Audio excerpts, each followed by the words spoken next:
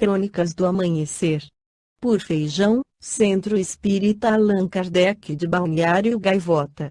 Balneário Gaivota, 15 de fevereiro de 2024. 2 dias após a Galo, morre a lenda do futebol Franz Beckenbauer. Parte 3.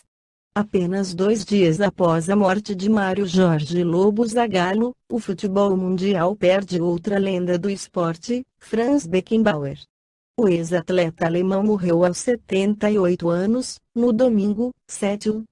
Segundo a nota divulgada pela família, ele morreu enquanto dormia. Beckenbauer e Zagallo foram os dois primeiros atletas a serem campeões mundiais como jogador e treinador.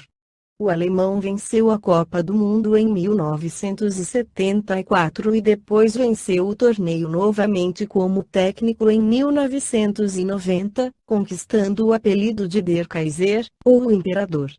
Já o velho Lobo foi 2 vezes campeão como atleta, uma como técnico e ainda outra como coordenador. Com a morte dos ícones, há apenas um ex-atleta que também conquistou a Copa do Mundo como jogador e técnico, o francês Didier Deschamps. No livro O Céu e o Inferno, Allan Kardec esclarece por que os espíritas não se apreendem diante da morte. 10. A doutrina espírita muda inteiramente a maneira de encarar o futuro.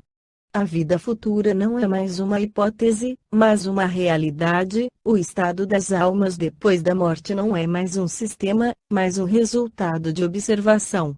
O véu é levantado, o mundo espiritual aparece-nos em toda a sua realidade prática. Não foram os homens que o descobriram pelo esforço de uma concepção engenhosa, são os próprios habitantes desse mundo que vêm descrever-nos sua situação. Vemo-los aí em todos os graus da escala espiritual, em todas as fases da felicidade e da desgraça, assistimos a todas as peripécias da vida de além-túmulo. Aí está para os espíritas a causa da calma com a qual encaram a morte, da serenidade de seus últimos instantes na terra. O que o sustenta não é somente a esperança, é a certeza. Eles sabem que a vida futura não é mais do que a continuação da vida presente em melhores condições, e eles aguardam com a mesma confiança com que aguardam o nascer do sol depois de uma noite de tempestade. Os motivos dessa confiança estão nos fatos de que foram testemunhas, e na concordância desses fatos com a lógica, a justiça e a bondade de Deus, e as aspirações íntimas do homem. Para os espíritas, a alma não é mais uma abstração, ela tem um corpo etéreo que faz dela um ser definido, que o pensamento abarca e concebe. Já é muito para fixar as ideias sobre sua individualidade, suas aptidões e percepções. A lembrança daqueles que nos são caros repousa sobre algo real. Não são mais representados como chamas fugitivas que não lembram nada ao pensamento, mas sob uma forma concreta que os mostra melhor como seres vivos.